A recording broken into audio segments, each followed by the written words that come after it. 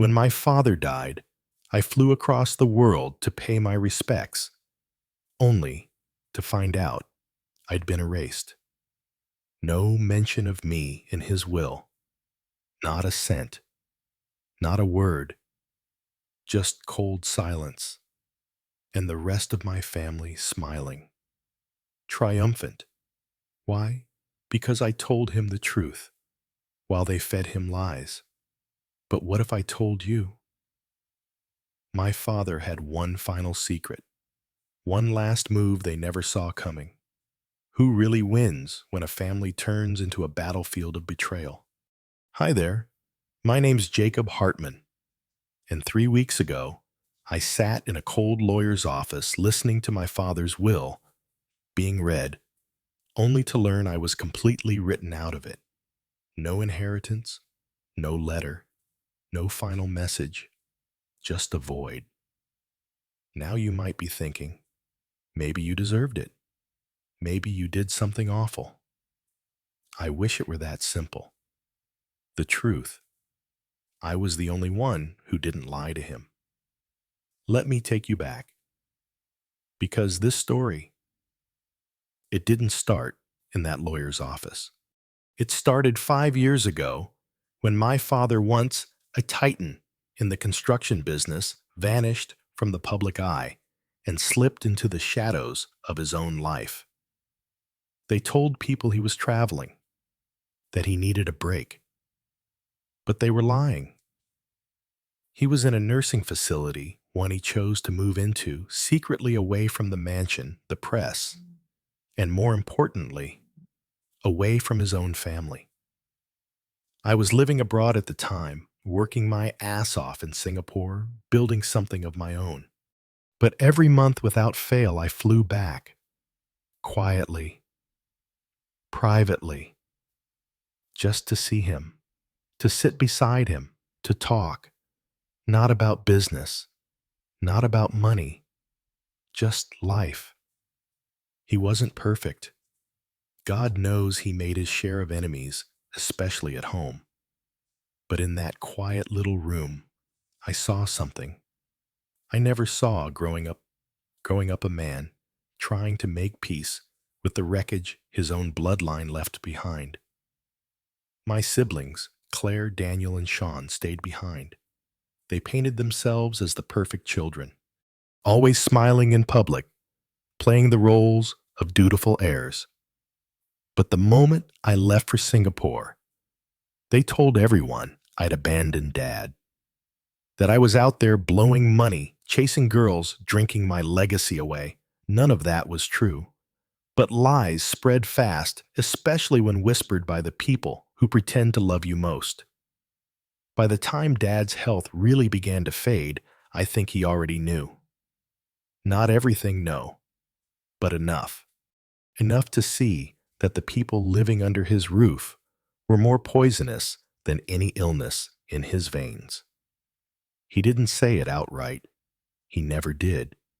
But every time I visited, the way he looked at me, it was like he was holding something back, like he wanted to tell me something he hadn't told anyone else, and I would soon find out.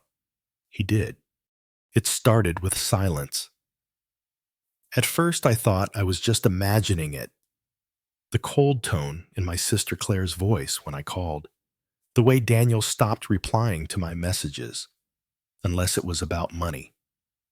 Sean. He was always the wild card. The moment Dad stepped down from public life, Sean turned into a miniature version of him, minus the wisdom, minus the humility, just the ego. They were circling like sharks.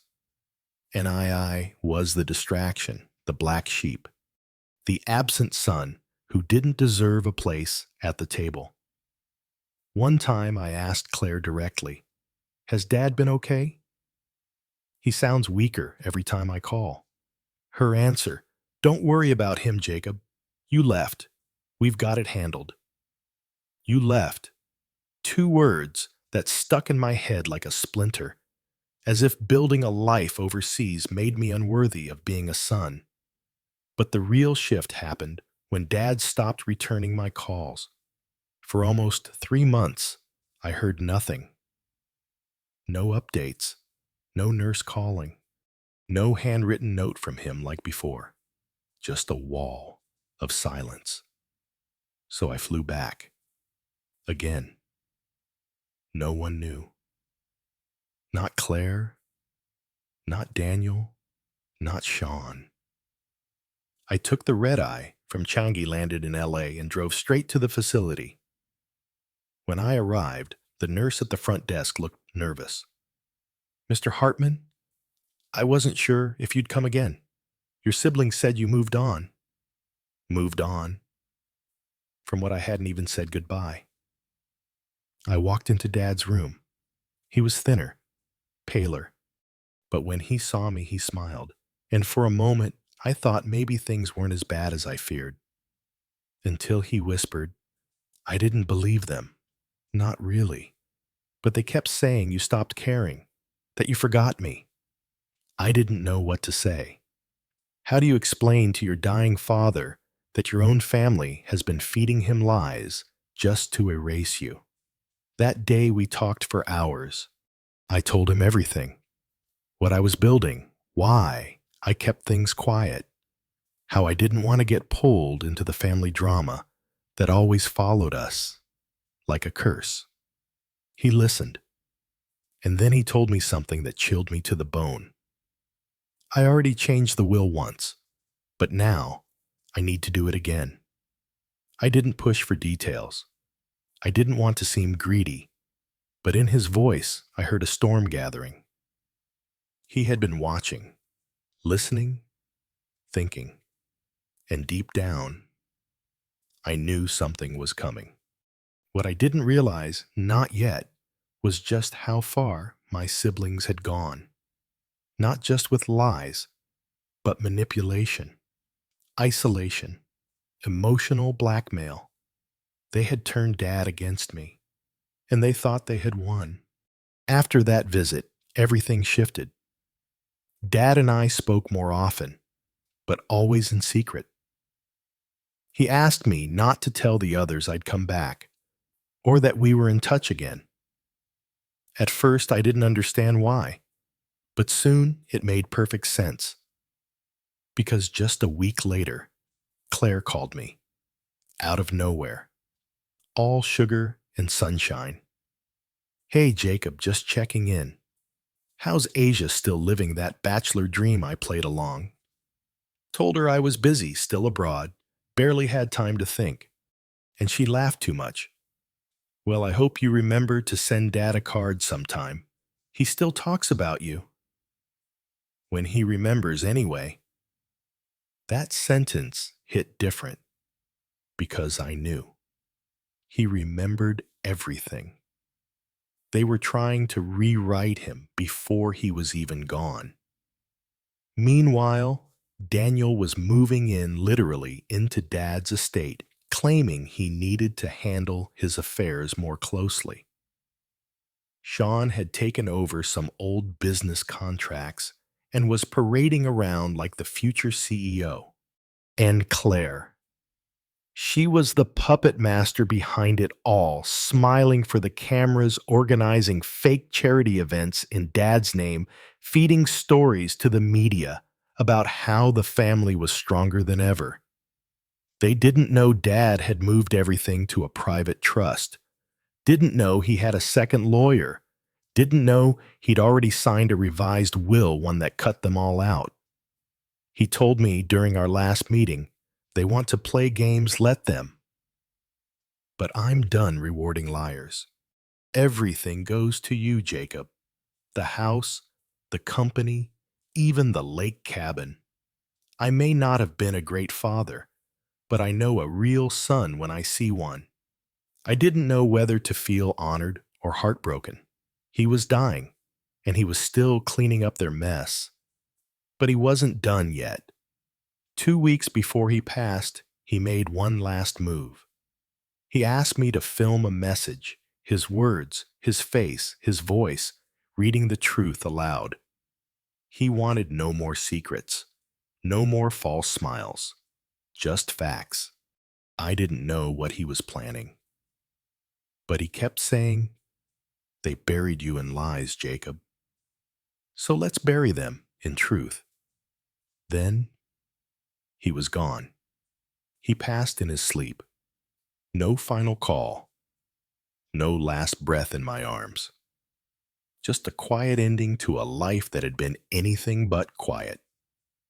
And that's when the real storm began. The day of the will reading felt like a performance. We gathered in a high-rise downtown, floor-to-ceiling glass-polished wood, everything too clean for what was about to happen. The kind of place where bloodless executions take place with pens, not knives. Claire walked in like she owned the building. Daniel adjusted his tie 3 times before sitting. Sean had sunglasses on indoors, as if grief made him sensitive to light. I sat quietly at the end of the table. No one looked at me. They didn't need to. In their minds, I was a ghost, a formality, a loose end. Then the lawyer, Mr. Chandler, opened the file, cleared his throat, and read the will. Not the will. A will. The one my siblings expected. The version that left everything to them, split evenly with a few charitable crumbs tossed in for show. As he spoke, I watched their faces. Claire nodding solemnly like she hadn't already rehearsed this moment in her head.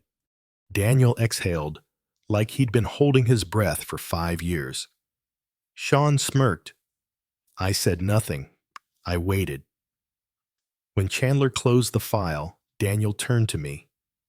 First time he acknowledged me in months and said, "Sorry, man. I guess Dad just didn't see you as part of the plan." Claire added, "You're still family, of course. We'll figure something out for you, like I was a stray dog, a charity case."